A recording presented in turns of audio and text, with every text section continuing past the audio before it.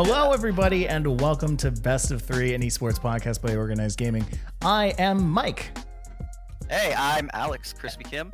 And today we are joined by, we're joined by the people from CAEsports now. I was about to say CA Overwatch, but not anymore. Spencer and Kris, welcome to the show. Hello. Thank you so much for having us. Yeah, thanks a lot for having us. This is awesome. Guys, today really is cool. Today's looking to be a pretty interesting one. We've got a best of four on our hands here. It doesn't happen. That doesn't happen in esports, but it happens here on Best of Three. It's okay. I'm like half, so it's like you just basically say best of 3.5. But I swear to God, I just clicked that it's called Best of Three because you usually have three people on. I never even thought about that. Like literally, you just blew my mind. We were like 30 seconds in. I didn't even think about that. I was so excited when we first put this together because we had the idea of bringing three people in, but I was like, well, it's always just at least myself and Alex. So if we don't have another guest or anybody else, then hey, best 2 out of 3. Best two, yeah. That's Still 2 out of works. 3. Still works. So now it's, you know what I mean? Now we're growing here. We're growing. Folks, we are here today to speak about so much stuff. Looking at what's on the docket here. We're talking about Toronto Ultra. We're talking a little bit about the CDL. We're talking about playoffs. Dude, we're talking about lots of money. So I say out of our pockets. Let's get into it by talking a little bit about yourselves. I want to talk to Spencer and Kris about who they are, what they do, how they got into this whole thing. And I'm actually going to start with Spencer. So Spencer, why don't you give us a little rundown about your history with gaming and with podcasting and all the stuff that you do? Yeah, for sure, man.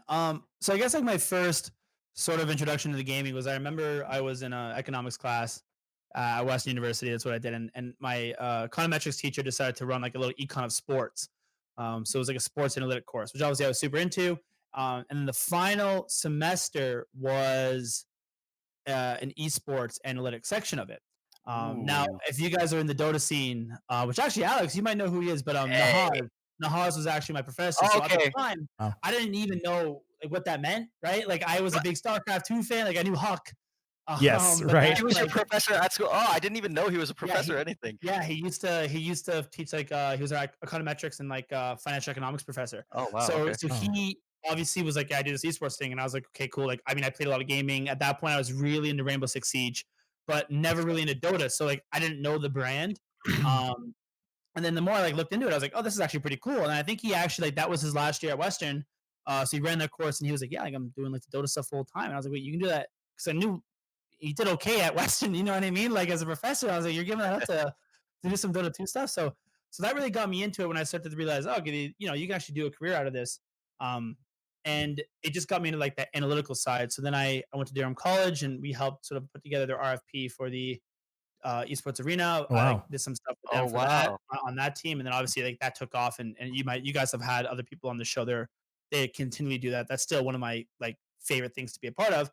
And then Toronto Defiant got an Overwatch team. Yes. And that was, Kris and I played Overwatch at the time, and I had sort of thought that, like, man, I've watched podcasts before, and no one ever really talked about the Canadian team. You even go to like just traditional sports, right? Like, how long did it take for ESPN to take the Toronto Raptors seriously, right? It was until they actually won a championship, and then they got like a little bit of the segment at the end. I feel like people still don't take the Toronto Raptors seriously. I completely agree. That's those markets, right? So I was like, you know what, like let's start a community. Like the whole point was like fan the 590 if you're familiar with like traditional Toronto sports, but for the esports community. So obviously at first it was Overwatch. So I was okay, let's just start this Overwatch podcast. And it was rough at the start. We were doing like SoundCloud, not ideal, but obviously you learn and you grow. And then when CDL got announced, I was like, okay, like let's hop into this as well, right? Like if we're gonna be fan the 594 Toronto Esports, you can't just cover Overwatch, right? Then we're an Overwatch podcast. So I was like, let's do our Overwatch podcast, and then we'll also cover the Call of Duty League.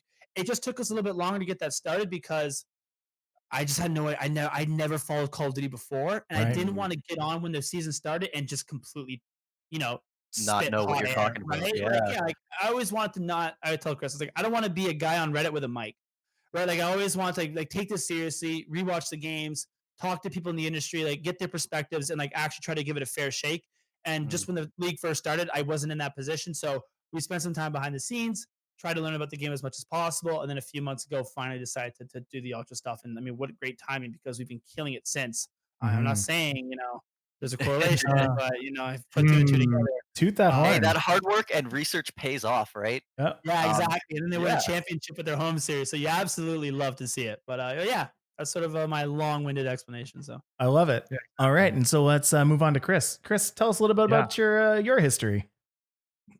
Yeah. Well, Spencer and I, our history go quite hand in hand because we lived together for a little bit of time. We also played Rainbow Six together. Yeah. I think Spencer came to me with the idea initially of the podcast, and I thought this is a sweet idea. Less so because like obviously partially because I loved Overwatch and we were playing at a time, but I also thought it was a great idea to kind of have an output for my more business centric minds. Like obviously there was a market opening in the sense that there was no real long form content either geared towards Canada Overwatch, let alone Toronto Overwatch. Yeah. Of course. And also honestly, like it's just a sweet time to hang out with Spencer. Like, like sweet time to chill. So like apart from the like obvious like Overwatch is sweet. We love playing it. We love following it. So why not do it? It's like it's a good creative outlet for my mind just to think about how we can craft a way to be successful, even if it's not necessarily monetarily, even if it's just like creating content people love, having people hear our voice. It's just a cool outlet that way. So Yeah. I think that was one of the reasons why I hopped on board. Call of Duty specifically. Call of Duty, me and Spencer talking. So remember we were like, we wanted to do an expansion. We wanted to do something else too. We considered possibly going and maybe doing Vancouver, and then we decided against that. I think Call of Duty was a great direction because I know less about Spencer, but Call of Duty was like the original kind of like game that I grinded. You get when each year comes out, you go on, you play with your buds, and you just grind that out all through high school and stuff. And then for me, it fell off the board during university and didn't play. And I was like, man, like I love to come back to this and really get back into it. And I think like we said, we wanted to come into the start of the season, but we knew that we were out of the game for a little while and we didn't want to come back and just start, talking random smack that would make us just like a podcast like jockey, right? Yeah. We spent some time just watching VODs, like learning a little bit more about it, kind of like knowing what makes good teams, stuff like that, so we could actually provide good insights. Because I think our content is more don't like to casually talk. We like to just like drop right Really in, dive into it. Right. yeah, exactly. Be the authority. Yeah. Yeah, exactly. So that was our decision to go into that then, and I mean, not looking back, I love it. That's really cool. And honestly, that's why we had you guys on because recently, just last weekend actually, Toronto had their home series, right? So Oh my gosh. yeah, and we wanted to get into that as well. So yeah. For sure. So I will ask, what are there any interesting stories that you guys might be able to share with us about how you specifically got into say Overwatch? Was this something that you've been into since the very beginning? Was this something that you have kind of migrated from as I'm hearing Rainbow Six? How did that go? See, it's funny because I actually think Kris played Overwatch before I did. I went from I did grind Call of Duty, like Kris was saying, like great, like Modern Warfare, the first one. Call of Duty 4 was like my go-to game.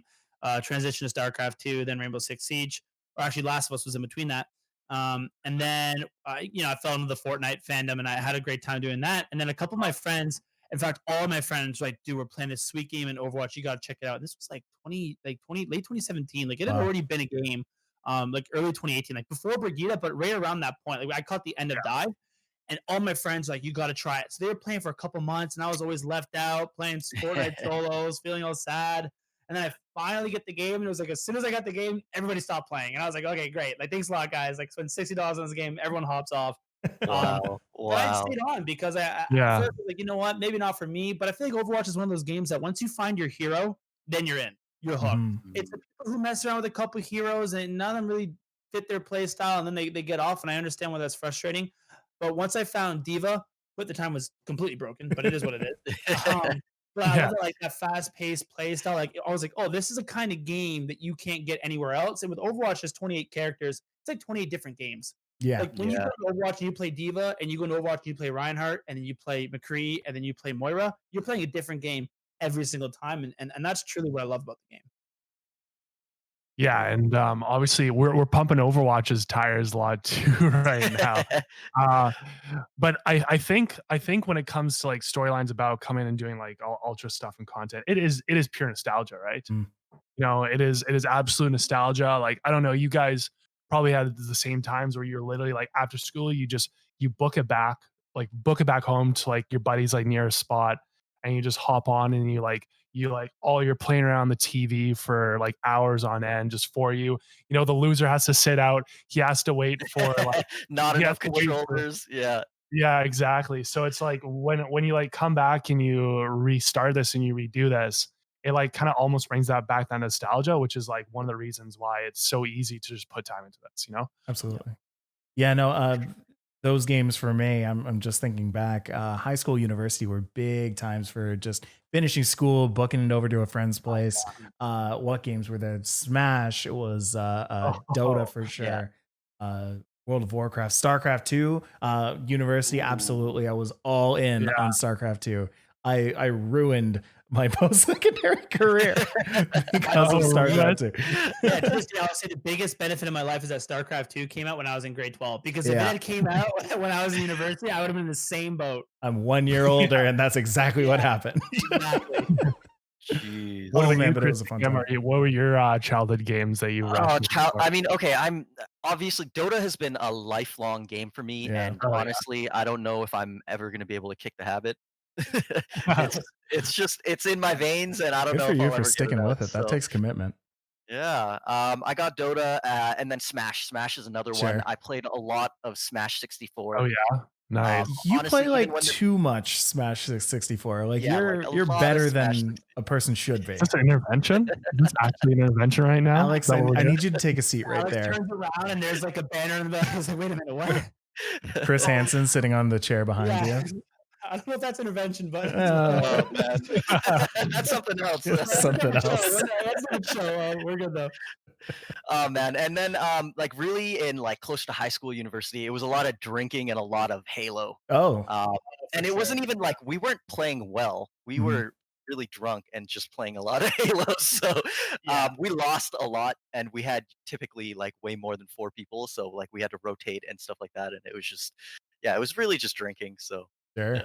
Yeah, for sure. Awesome. You love to see it. I feel like Halo and Call of Duty, I think, have pretty similar communities because of like so many people have those experiences, right? They're so synonymous with both games. Halo 2, Call of Duty Modern Warfare, Halo 3, Modern Warfare 2, right? Like I feel like both of those were like just like that peak time where it was like, you just come back from school and yeah, and like we were all Xbox people at the time, so that's why we went with Halo. So sorry, I'm gonna have to get out of this stream now. Hardcore PS3, PS4 fanboy. Although I did have the original Xbox, which is interesting. I went from Sega Genesis to the original Xbox to PS3, PS4. Wow, I've been a Nintendo fanboy for as long as I can remember. Definitely a Nintendo guy. We're coming from different spaces right now. I was such a big Sega fan, dude. I had the Dreamcast. That's how much of a Sega fan. All right. Crash Bandicoot. There it is. Crash Bandicoot is fun. Crazy Taxi. Sure. And Soul Calibur. I think with the Dream. Power Stone, Marvel vs. Capcom 2, like those Marvel vs. Capcom 2 was the best game on there. Power Stone 2 was the game I grinded the most. I completely forgot about the game. I used to play Power Stone 2 every day. Oh my god, you're right. What a you're game. totally right. I am what a game. Full vibing with exactly what you're talking about right now. So this is no longer a Call of Duty stream, and it's now a Sega stream. Oh, absolutely. My bad. Everybody's gonna switch to streaming their stuff right now. off of camera. We need a onto nostalgia Zaire. stream is what Exactly. we need. This is turning it. Yeah, it's a nostalgia stream. 100%. And so, I'd love to go Four-Man Power Stone 2 any day of the week. You know what I mean? What a great game, honestly. Oh my It's God. the best memories. Yeah. That's fun. And then one last thing before we take a quick break. One thing that I find that we don't do too often when we have other people who run podcasts on is we talk about the actual podcasting, business or industry. Right. We have both been in it for quite a while. You guys have been recording a ton just today. Tell us 4 episodes, 4 recordings today. That's crazy. It was a lot. Tell us a little bit about what the process looks like for you guys. I mean, obviously it depends on the day. Like we do things a little bit differently where we don't live stream our podcast. I know a lot of people like to do that, and I think it's smart. I think it just was like Kris had for a long time doing off his Mac, so streaming was never ideal. Right. And then with streaming is like, our lives are a little bit hectic. It's very much you have to be structured. I find like it's best to stream consistently every week. So we do a lot of VODs. So it really depends on like if it's just Kris and I like to do like a Tuesday, Thursday upload.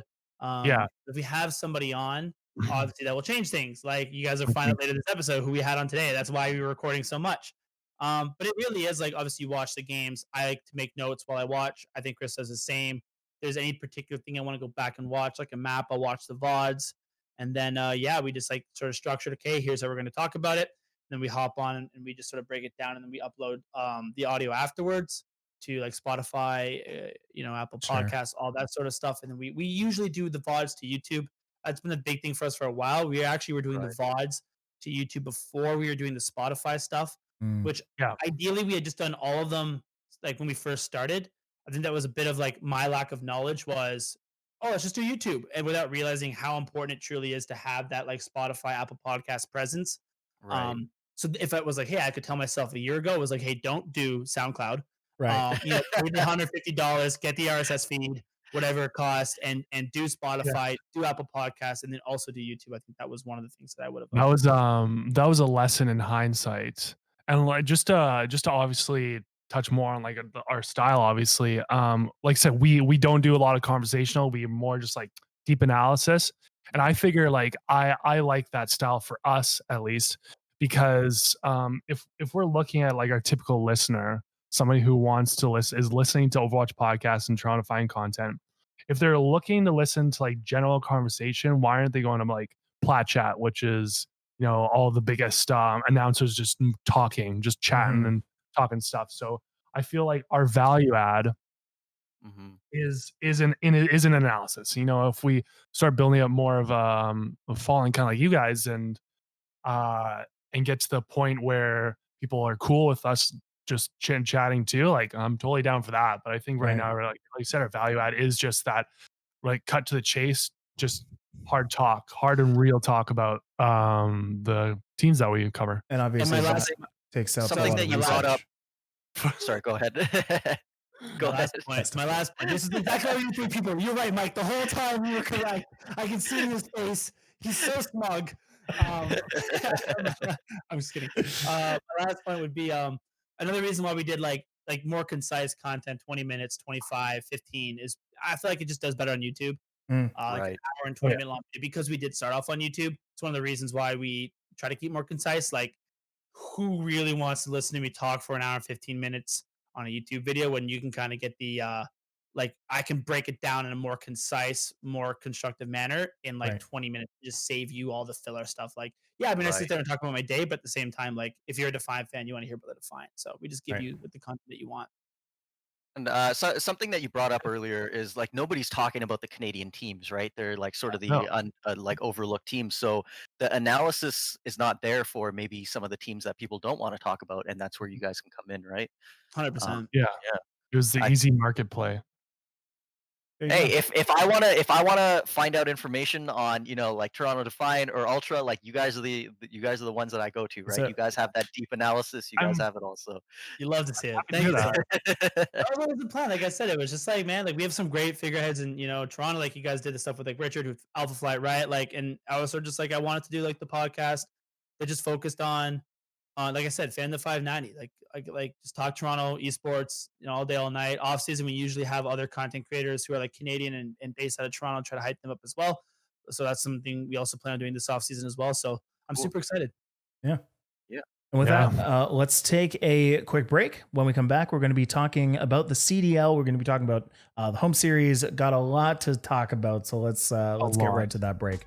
We'll see you in a sec.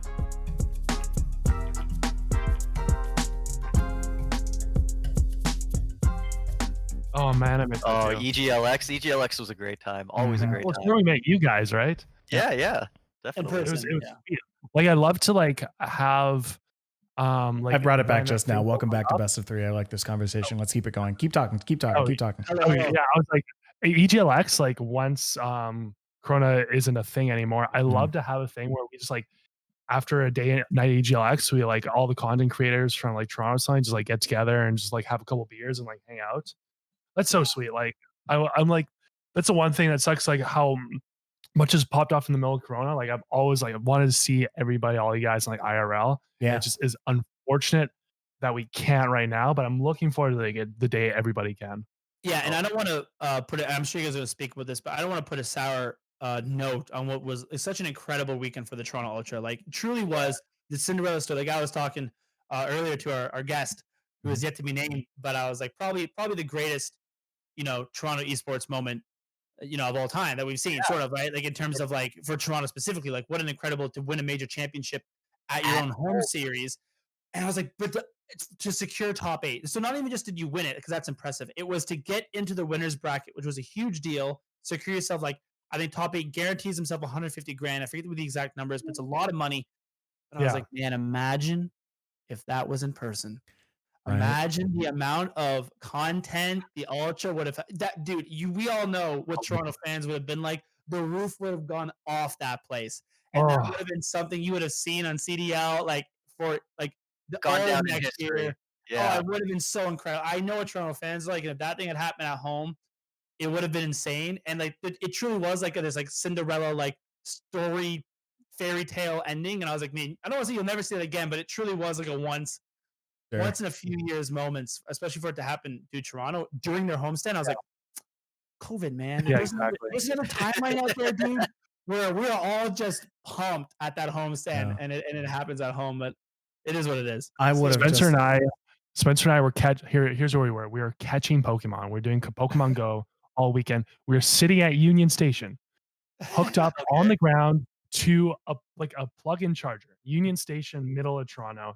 And he's like, Spencer's trying to sap the internet from like the local closed TD.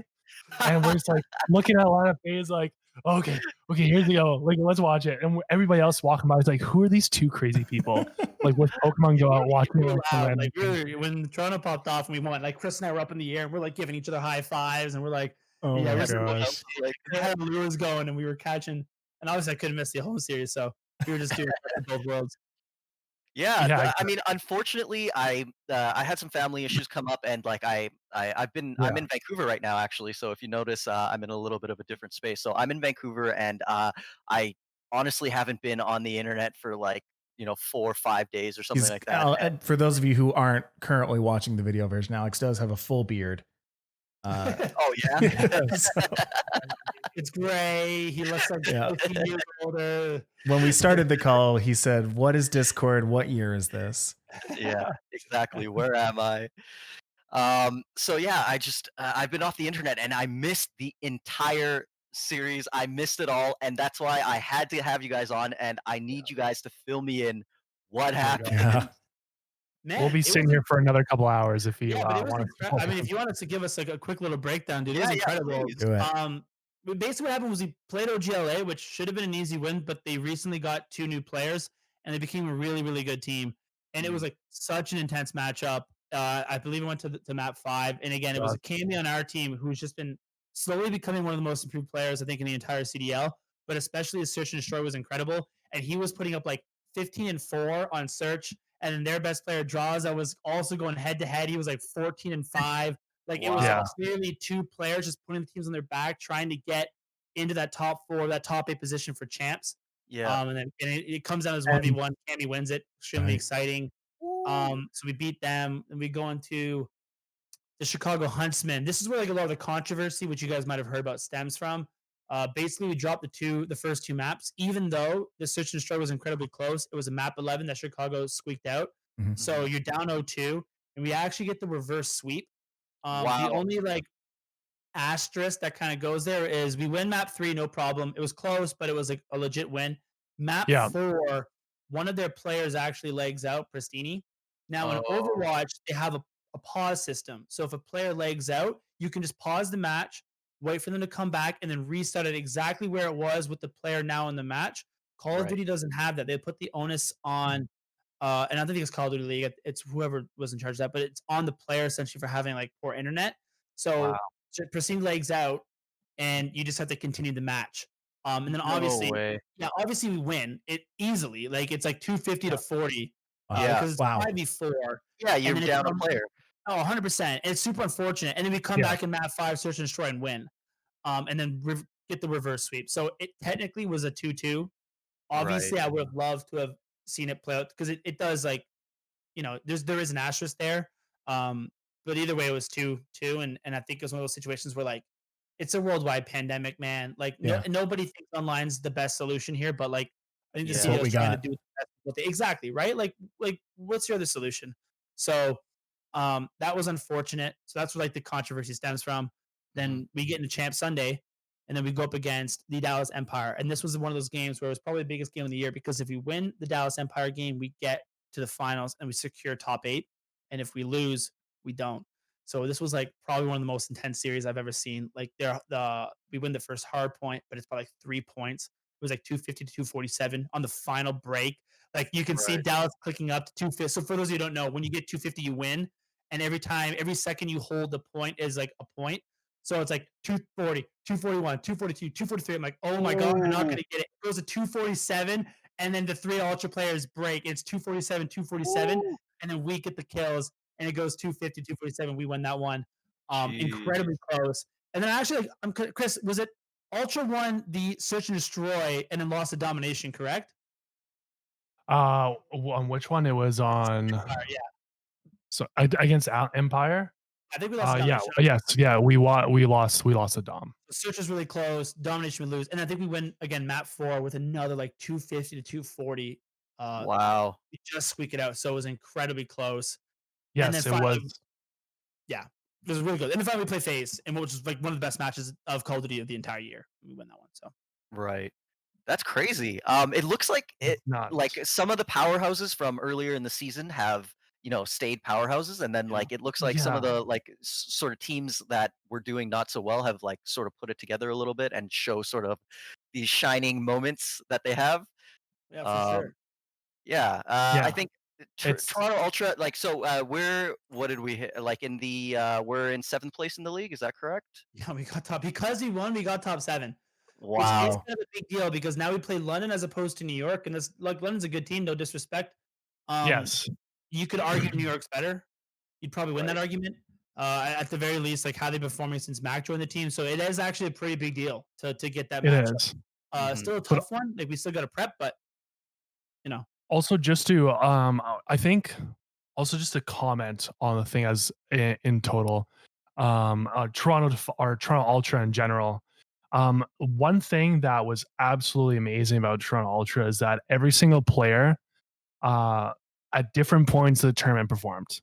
We've had our players that have typically been good and consistent throughout the whole entire season, but there's at every single point in this tournament, we had different players that were performing well. Like obviously, lots of people talking about Cammy and Methods, but obviously like Bands Classics and Cleants, they're all performing great. And they would do things like Cammy and Cleants, they'd take 2-on-1s and win 2-on-1s or 1-on-2s. So if you don't know a lot about like Call of Duty, getting a kill without being traded out is really, really hard.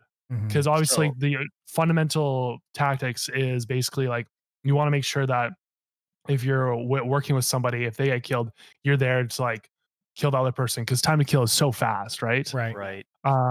But what we were able to do is we were able to win lots of these like final search and destroy. There's 2 of the enemy team, 1 of us, and we kill both of them, and we just clutched out, which is something that has been, like, I'd say fundamentally different for Toronto Ultra. Toronto Ultra, like, one thing that we've criticized in the past is that they're good strategically, but they, like, don't have that clutch factor.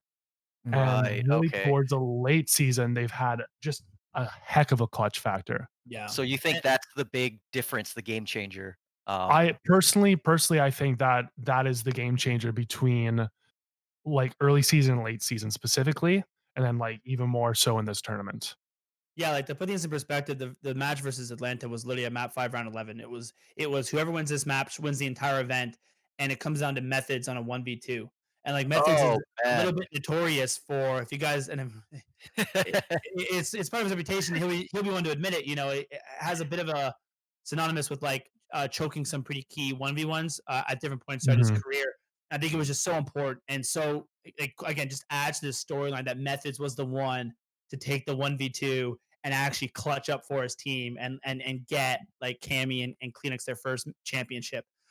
It was like really cool to see him do that, and you hope that he continues it moving forward. Mhm. Right. Redemption. Because yeah, for sure, and like it was just a great play. And I think if you don't follow his Twitter, at one point someone tweeted out like, my prediction is final 1v1 versus FaZe, and Methods chokes it, and Methods just quotes it and was like, thank God it was a 1v2. And I was like, ooh, Yeah. that's nice. You love to see it. You love It was you love great. to see It was it. truly great. I think that's a big reason. We also brought in Kleenex, who's done a lot for this team. I think he just like fits their style better. He's incredibly fast. He's a really good entry fragger. So like if he, like Kris was talking about, one person goes in, tries to win the 1v1 gunfight. If you lose, the other person trades up, but he's really good at taking those 1v1s. And he can also win the follow-up. Right. So the 1v2s, which is really important.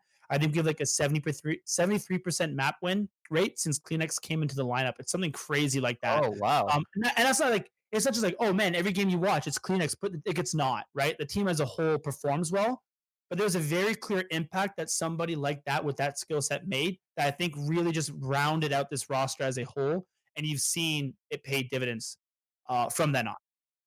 Yeah, exactly. It's good to hear that changes are happening and for the better, really. Yeah. Mhm. Yeah. Yeah, I remember when we Okay. were speaking before with Toronto Ultra. One thing that came up was how the decision to actually trade out people or change out people actually happens. Right. You know, at what point is it okay to let somebody go? At what point is it time to bring somebody new in? And it's good to see that they're, you know, at least making decisions on bringing new people in. Yeah, and I mean they are one of the biggest rosters in the entire league, right? The largest. I think it's maximum you can have in Call of Duty is 10 people, and Toronto Ultra is the only team that has 10 people on that roster. Mhm. And there's a lot of pros and cons to that. People You know, criticize that heavily in the beginning. we Yeah. were one of them. When we had Jay on the podcast, who used to be the Overwatch GM, the Toronto Defiant in the first season had a large Right. roster. It caused some issues. Mhm. You guys have had Jay on the show. I'm sure he talked about it then. Yeah, definitely. About it is tough, right? You have somebody on the bench, they want the Mhm. starting spot. It can cause some team conflict. So the next year, they sort of learned from their mistakes and they went with a smaller roster. And I thought it was really interesting that then Dominique comes in and goes, "We're gonna have the biggest roster in the CDL." And I was like, "Well, didn't this like sort of not work last year?" And I think for a For your lot of sister it, team, like yeah, I think that it kind of didn't in ways. Like I think it definitely, you could see the constant roster switch, which it just can't be good for players, right? Like that mentality. But I think like as the season progressed, it really did start to show its benefits. Like I even noticed that, in the first Toronto Ultra roster to win, 4 of the players weren't on the starting 5. The only person who was on the starting 5 at the beginning of the year was Methods. All other 4 players came off the bench or were substitutes, which is crazy, right? So I mean, on one hand, like I do think it probably hurt them throughout the year, but at the end of the day, like they got hot at the end and it paid off. So I think there's definitely pros. It keeps people on their toes. You can't slack off because if Right. you play a couple bad matches in a row, somebody's going to take your spot, right? Absolutely. it So just players really engaged in grinding, but like yeah, it has its you pros just and it has its cons. exactly. It requires the one thing it requires is it requires mature, open-minded players. You know, you need people who won't have their ego crumble after one bench or something like that. You need people who thrive positively off of each other. So Mhm. if you're crafting a large bench or a large roster, it's Roster, definitely yeah. something to look after. Is what is the mentality of these players? are they going to benefit each other, or are they just going to be at each other's throats the whole time? And it's twofold too. If you want to have a large roster, you can't have a full team of superstars. For sure. It's going to cost too much, and the egos Yeah. are going to be huge, right? So Yeah. I think it sort of worked out in that way where they were able to fill out their roster, get some good players, and then the egos weren't like massive either. So Exactly. Yeah, Hit the nail on the head. I think you could only with this 10. Yeah, it was one of those things where like you needed players like this in order for it to fully work out. I completely agree. yeah, definitely. All right. And so with that, let's take another break. When we come back, we are going to be talking more about the CDL, a little bit more about Toronto Ultra, all when we come back from the break. So we'll see you then.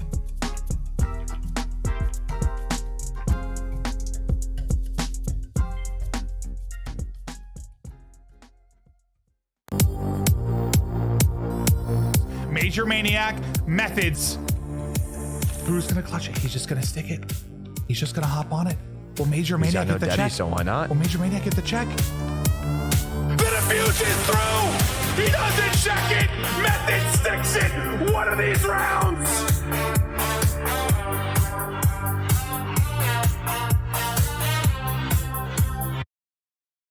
That was the promo for Methods. Woo! Methods is going to be the next guest on CAEsports. That's incredible. Yeah. How was that conversation? Tell us how that went. How did that happen? So it was actually amazing. I was incredibly impressed by how the interview went, but also just him as a person, like super humble, super down to earth. I think the interview went very well. So just before we get into like how it happened, what we're going to do is the next episode is going to be Kris and I breaking down the tournament like we normally do. And then we're going to have like a little sneak peek, like a little 6-5 minute clip of Methods talking about that final map, that Ninja Diffuse, as well as clutching the 1v2. And then we're going to release the full 45-minute interview because it was a long one with him next week. That'll be on our channel. So check that out on like Twitter and stuff like that. We'll obviously announce that Tuesday, I believe, around 2 p.m. But the way it happened was basically there was the previous tournament before the Ultra homestand, and we were performing pretty well. We get top 4, we go up against New York, and we lose. And Methods has been one of our best player, if not our best player, all year long. Kris and I consistently gassed him up on the podcast. And it became a 3 AR meta, and he was our main AR. So for the longest time in Call of Duty, it was 1 AR, 4 SMG, and now it's a 3 AR meta. And I was like, bro, Methods is gonna have a field day, right? Like this guy's been getting annoyed by these subs, beating him down with their 10mm all year long. It's finally an AR's time to shine. And let's go. He just didn't really perform. So he put up like a 0.4. What? Sorry? He didn't do bad in domination or hardpoint. He just did really bad in search and destroy. Yeah. So Kris and I get on the podcast where obviously we break down the performance, and I was like, man, like it was like a really poor performance by Methods. We weren't used to seeing it. I think it was like a shock factor. Obviously it was one map. We mentioned it then, we're mentioning it now. We're like, let's not get too far ahead of ourselves. He's still been our best player all year long. Yeah. Everybody has an off series, right? But it was just surprising that it was an AR meta and Methods had an off series. So we kind of gave it to him a little bit, and he DM'd us a few days later, and he was like, hey guys, just want to say like I watch your content, I love it, and I'll make sure to bump those S&D numbers up for you guys next weekend, with like a little crying laughing face. So a little bit of shade. He was really nice about it. Oh yeah. And then we made a joke about like, yeah, like you're probably gonna have to if you want to win, but if you do, you got to come on and talk about it. And then so he actually goes on, and not only do they win, but he clutches up in search and destroy. Oh yeah. Makes Kris and I eat our words, and then comes on the podcast and sort of gives it to us a little bit. That's amazing. Moral of the story. Like, you guys are talking a little shit. So like, what do you think about now? And I'm the like, negging worked. I know. Yeah. That's what the moral of the story is. Always crap talk pro players. Yeah. Well, not the moral of the story. If you look at the brand of bad moral Ultra and everything, they're all about that sort of friendly, competitive banter, that shit talking, that like, So they love that stuff. So I think it's right on. So he gave it to us. He's like, what do you guys have to say now? And I had to, bow the head and be like, you know what? Like, I still stand by what I said, but goddamn, if you didn't show us up, you know what I mean? Yeah, like what a time to make us eat our words. No regrets. I'll take a little eating my words for a Toronto championship any day of the week. But yeah, and just in terms of how the interview went, yeah, like he's super great guy. I immediately was blown away by just like how humble he was, and any opportunity he got to gas up his teammates and talk about the things that they were doing right and not himself, like he took. we like set him up for like one, but even before that, any moment he could like talk about how great Classic was doing, or Bance, or Cammy, or Kleenex. Like he took it. So overall, it was a great interview. We talked about a lot of stuff. We talked about the struggles earlier on, that also we're having. We talked about obviously his pro performance. We talked about Kleenex coming in the lineup. We actually talked a great deal about like, which is surprising. It kind of wasn't one of our planning questions, but about the stress of being like a Call of Duty player and how important it is for him to get out of that. Obviously, like the joke was like, him like not being clutch, and he talked about how that like does like weigh on him, and when he, how important it was for him to get over the hump and do stuff like that. Like it was a really good conversation that I think a lot of like aspiring professional gamers can have. I mean, obviously, dream job, grateful for what he had, but I think it was really humbling to like hear that perspective from him. It was good. All right. Very cool. Yeah. Yeah. Well then, oh, dude. Okay, so speaking of, if he was the best player all season long for Toronto Ultra. You guys saw the regular season MVPs? No, they announced. Yeah. Who was in the nominees? Let me just check it real quick. Yeah. I read you guys' notes, so yes. There it is. Yeah, we got Shotzi from Dallas Empire. We got Celium from Atlanta FaZe. Skies from Florida Mutineers. Simp from, again, Atlanta FaZe. And Envoy from Chicago Huntsmen. Yeah. What do you guys think of the MVPs there? No Toronto, unfortunately. No. Yeah, it's pretty good. Obviously, Toronto won the final one, but it's not like we were there at the top of the year. All those players are fantastic. Honestly, it's a little unfortunate because you look at players like whenever I think MVP, I look at like who truly was most valuable, and I still think you look at players like Awakening, what he was able to do.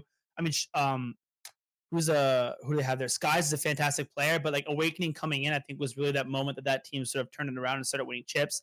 I look at Mac from the New York Subliners. I mean, that team was a bottom 3 team before he showed up, and all of a sudden now they're a top 5 finish, and they were actually able to win a championship for themselves. So I think the biggest name that's missing would be Mac, because I think he had the biggest impact in terms of like where a team was before he joined versus where they were after. But all those players are fantastic players. So I don't either one of them win it.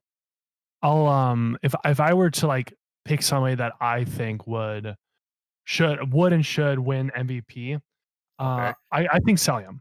I think Celium has been, because you look at some of these other players like Sim. Sim had an amazing tournament, and he popped off. But Celium is just been that consistently good player throughout the whole season. Whenever I'm watching him, whenever I see him play Toronto Ultra or playing other teams, I am scared for the other team, whoever's going in engagement with him, because he knows the like very good fundamentals, and he also has that clutch factor. He's got both prongs of what makes a good player down, at least from what I've seen this season. And I think for that reason, I think I'd pick him as the MVP nominee. It's incredible to always see the players who do have that consistency factor. Players who, are not just they come in, they carry the game once, and then you never really hear from them again. It's the people who the commentators get behind, and they're like on their side. They're like, uh-oh, here comes Celium. He's about to take them down time and time again. They I don't know. It just you'll love to see it. The quote. That's the new hashtag. You love to see it. You love to see it. My only counterpoint is Celium is. I feel like it's. I mean, I'm a big traditional sports fan. It's like when they gave Steph Curry the MVP over LeBron. Like Celium's one of the best players in the world, no doubt in my mind. But like you see it. There's 2 Atlanta FaZe nominees. Like Atlanta FaZe, and that doesn't even include Abizi. Like Atlanta FaZe is so stacked. They have so many good players. Whereas like you could probably give them because they've been the best team all year, and he's been one of, if not the best player on the best team all year, which is usually MVP work. But I do think I think if you take Celium off of that team, they're still an elite team. Not as good, obviously, he's too good of a player. But they're still a good team. Whereas like if you take LeBron off Cleveland, right? They just go right to the bottom. And I think that's kind of the same. Where it's like if you took Mac off New York, it's disrespectful to say they go to the bottom, but you would see a bigger impact, in my opinion. But again, they're all great, great players. I think that's just how he's so good. That just basically means like it differs how we look at value. Like obviously you look at more like how much do they change whoever they're with, and then I look at more individual performance type of like pure kind of performance, the statistic. For sure. I'm inclined to agree with Spencer. To be honest, I think MVP should be about the player that brings the most change. Without this player, they would be nothing, or they would be significantly less. Yeah. So I'm inclined to, yeah. It's hard to argue. It's hard to argue against that. I get it could go both ways, definitely. And if you go with the NBA logic, right? The best player from the best team usually wins it, or at the very least, like one of the favorites. So it's like pretty standard across multiple different sports about how they value MVP. But yeah, Mac would be, I think, the name that's missing. And maybe it's because he came in later in the year, early enough in my opinion, but he did come later, so maybe that's why. But I think he deserves a shout. Holler, sure, holler, yeah. As he eats his chicken parm. Yeah, this guy's eating chicken parm in our face. You honestly do. Where's our chicken parm? Yeah, what? I'll send some. I'll put some in the mail for you. Just get like a chicken parm. Actually gave us his recommendation for the best chicken parm in Toronto. So if you guys want that, make sure to check it out next week. So there it is. You got not chicken parm. Exactly. Oh man. All right, so yeah, that's the MVP for the regular season, and we're heading into the playoffs as well. Damn. So like some of the power rankings heading into there, I noticed a couple different analysts put like Toronto Ultra in like 5th place in their power rankings. What do you think? Yeah. I think that's actually a really good spot to put them. I think you could even argue 6. As much as I really want to gas up Toronto because I'm a huge Toronto fan, I don't think you can, like, Florida won 2 tournaments in a row before the 2 most recent ones, and they've been an elite team. You know, like you can't discount back-to-back championships. It's really impressive. They got some really good players on there. Dallas Empire have been good all year long, right? Like, I think if you looked the last couple of tournaments, you can maybe make an argument for Toronto to be higher, but like Atlanta Face has been good all year long. Chicago Huntsmen have been good all year long. So I would say there's a clear top 4 in those 4. And I think you can make an argument for New York versus Toronto, right? Like we literally played New York last tournament. It was our last tournament, technically 2 tournaments ago, but our last tournament that we played in, and they beat us. They beat us 3-0. And it was a closer game than 3-0. Like I think you look at the score in 3-0 and you go, wow, they got smoked. But it was a close game. But still, it's kind of hard to put us above them when we literally faced them fairly recently and lost. So yeah, I think it's a really good spot to put us. You maybe put us 5 just because we did just beat 3 of the top 4 teams. Yeah, like everybody. Oh my god, I still can't believe we won that tournament. It was the tournament of death. It's the most difficult tournament all year long, and we were able to win it because we beat we didn't beat Florida. We beat Chicago, Atlanta, and Dallas Empire all in one tournament. So yeah. Really impressive. Just to add to that, I'll argue for both sides. For the fact that they're in 5th, like when it comes to the points, it's not like we won tournament very start of the season, kind of got 4th, then kind of tapered off. In which case, I'd be like, maybe put us a little lower. It's that we've been building throughout the whole season, and we've been consistently getting better, that it merits us to get a little bit higher in the power rankings than our points let us be. That being said, more so London Ravens, less so New York, but we haven't played London Ravens a lot. Like we don't. That's still a question mark because we don't know what our matchups like. You know, there's typical sayings in sports, and I know it's definitely something in Overwatch too. Is that there's just teams that beat you. Like for a long time for Toronto Defiant, it was Atlanta. Atlanta would always clap Toronto Defiant in scrims. We learned, and then typically apart from the Summer Showdown in actual games too. So we don't really know what that matchup looks like for London Royal Ravens yet. So that it casts a little bit of doubt there. But the fact that we have played New York a fair bit, and we have been toe to toe with them a lot of times and beaten them suggests that like it's definitely it's not out of mind's reach to be able to place us at 5th. Yeah, I think in my opinion, anywhere from 5 to 7 is reasonable. I think some might be a little low because we did just win the chip. I think like 5 or 6. I think if you go above 5, you could argue it. Like I think I'd love to argue it. Like we did just literally win, and Kris is right. We've been building all year long. Like I think Cammy might be the most improved player in the entire Call of Duty League as a whole. Like he generally went from somebody who I think Kris and I were kind of like, should he even start?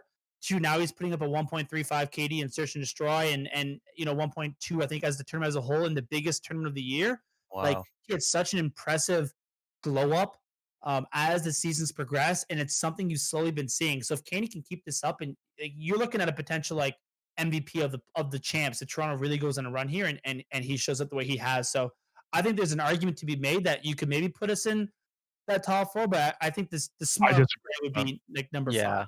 So that's where a lot of people put them, and definitely like I'd rather be heading into the playoffs on an upswing rather than a downswing. You know what I mean? Like that gives you more potential, and it's you could do a lot better than what you've seen already. So yeah, but obviously you don't want to be cocky. Yeah, you don't want to be cocky. That's the problem. You don't want Toronto Defiant to sit on the walls being like, yeah, we just slapped like 3 of the top 4 teams. We're gonna be They need to start scrims. They need to go in scrims knowing that they have a chip on their shoulder still, and that they want to make sure that this win wasn't just a one-time luck thing. Yeah. I think that's big in the NFL too, right? Where they really look at like a team's performance in the entire season isn't as impactful. It's a team's performance recently that's a little bit more. Like NFL, like momentum is a really big thing. I think my last like saving grace of Toronto is like the meta did shift slightly. It went from a 4 SMG meta to 4 SMG 1 AR to a 3 SMG 2 AR. So you've seen some teams actually perform better since then, as well as transitioning from LAN to online. So I think if you actually look at, like I said, like Toronto has a 73% map win rate since Kleenex came in the lineup. That's huge. Wow. I think you can make an argument that we are on the when did Kleenex actually get added to the roster? He's on the roster the whole time. He started. It was when we first got top 4. When we lost like OGLA, right. Yeah. It was like we had one pour after that because Classic, and then he got put into starting lineup, and then we put Classic back in the starting lineup, and then since we've had Classic and Kleenex in together, we performed really well.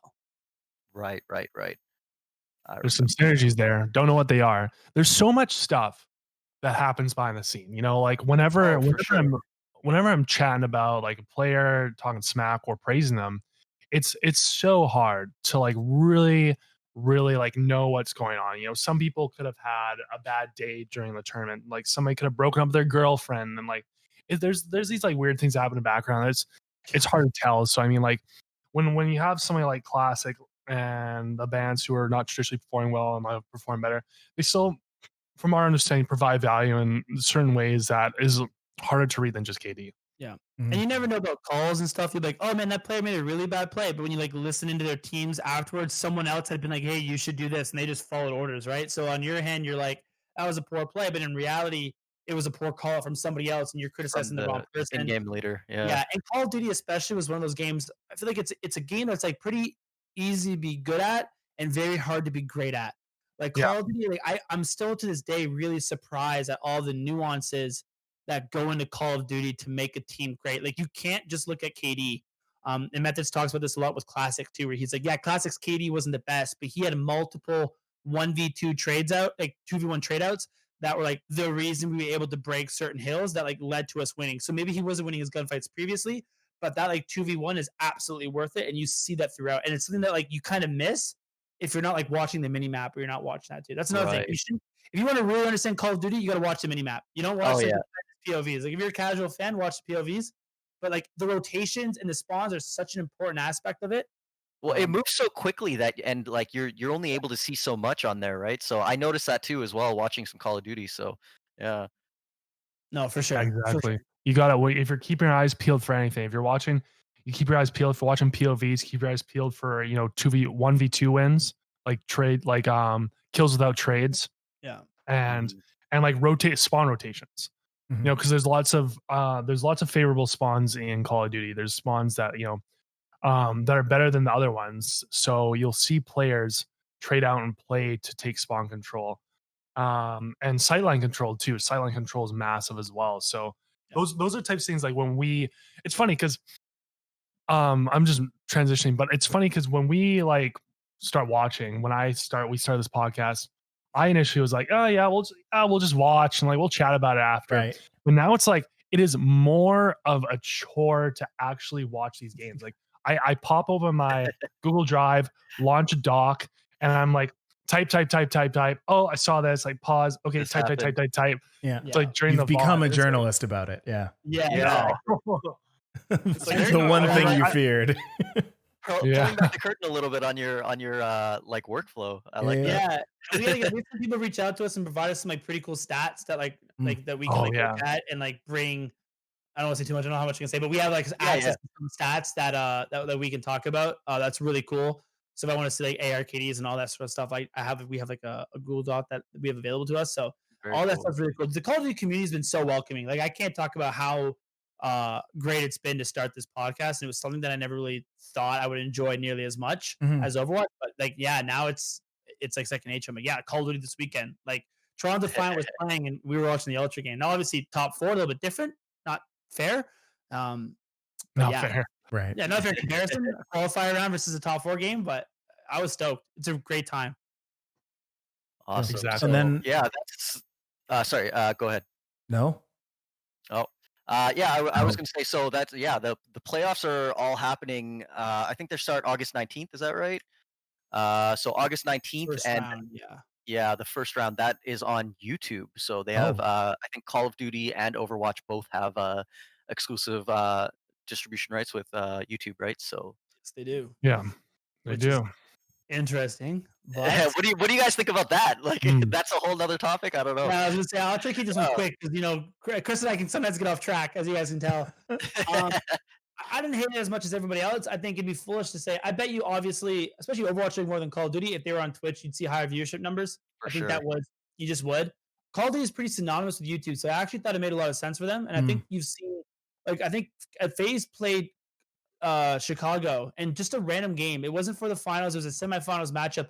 And it was over 105K viewers, which is incredible concurrent for YouTube. And you've seen certain people now on YouTube like really pop off with their numbers. So I think that they're really playing the long game. Like I do think it can work out.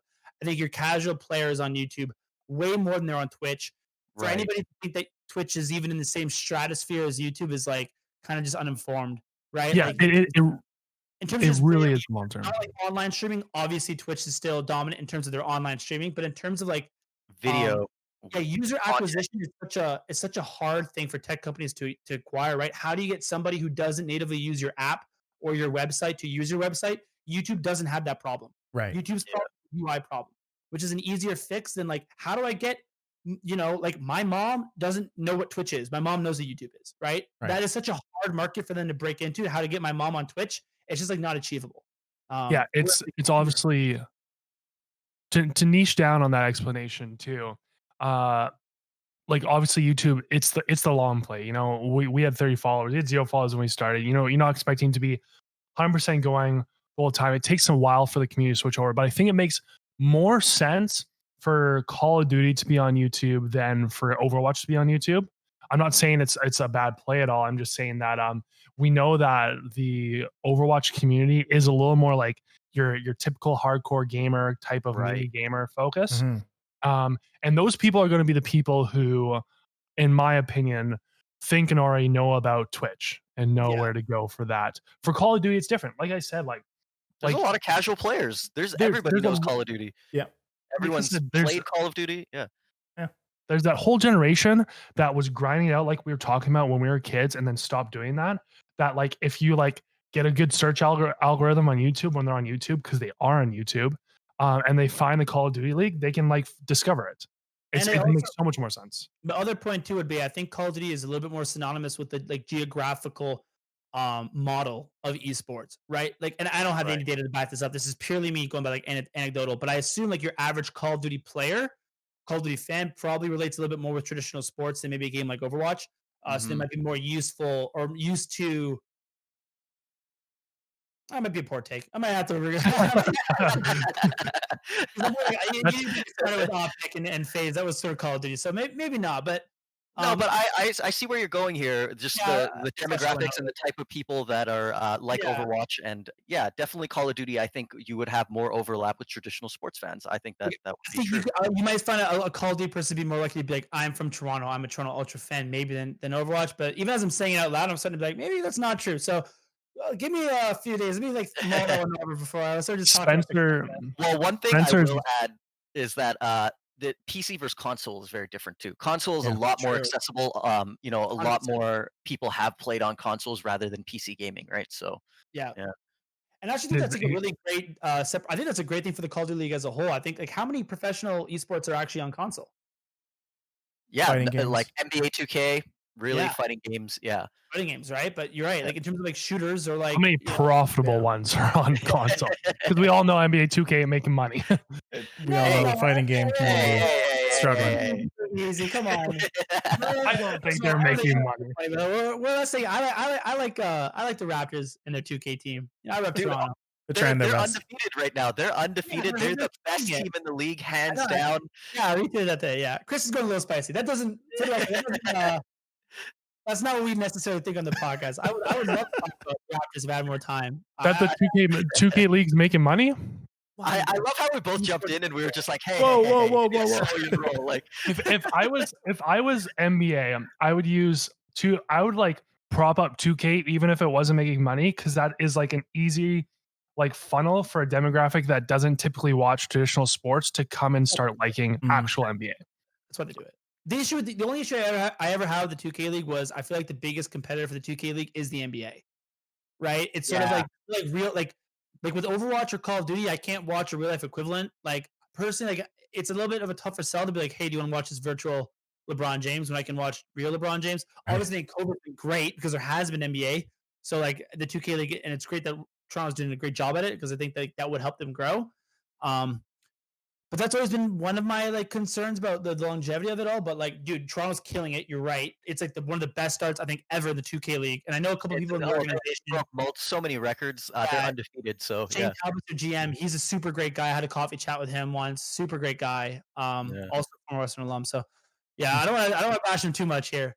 They're not making money. Like, it's not like Toronto Defiant. It's extremely profitable billion-dollar company, you know what I mean? So like we're all playing the long game here. We're all playing the long game. Yeah. No, everything is still in its infancy. Everything's still trying to build numbers, gather attention. During this whole COVID thing, it's actually proven a little tougher for people like the 2K team to, gather attention. So hopefully once things come back, everyone can kind of be more on the up. For sure. I think with that, we are like severely out of time. Man, we've had a long chat with these guys. Well, sorry. As soon as I came out, I was like, God damn, we're going to talk way too much. No, hey, that's fine. And the cool thing though is that like we've done something with you guys that we don't typically do with a lot of our guests, just to pull curtain back even further, is having that intro discussion where we just kind of like got to know each other and like got to just vibe. Talked about Pokemon Go a lot. And then since then it's been a whole time. Kris is like in a completely different form of light outside. It was bright when we started this. Now it's like pitch black. He's finished an entire chicken parm in our conversation. He's still going. He's still going. I've been nurturing it. Oh man, I'm getting super hungry. It's seriously. Really cool that you can tell the passage of time by looking at Kris's camera. I can see your stomach rumbling right now, Kris. Yeah, it's coming through the mic. You got to pull that back. Before I eat my microphone, I am going to shut this down. So guys, before we go, how about you guys tell us anything you have to plug? Yes. I mean, obviously follow us on Twitter, CAEsports, our Instagram, Esports, CAEsports, or we do TikTok here and there, CAEsports. And then if you're interested in Overwatch content, our YouTube is CA Overwatch. And if you're interested in the Call of Duty, it's CA Ultra. Obviously, you can find all that information on our Twitter account. If you're just interested in me. Hey, okay. It is Kris with a K, KrisKalhs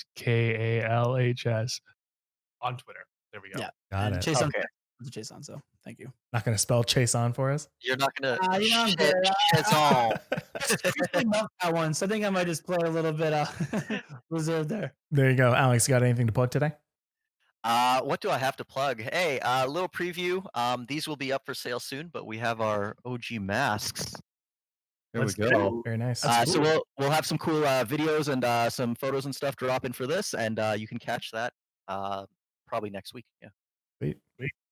As for me, just follow me on my socials. I'm posting stuff there at StillJustMike on Twitter, at StillJustMike on Instagram. Follow Best of Three wherever you get your podcasts, as well as on Instagram and Twitter at BO3 Podcast.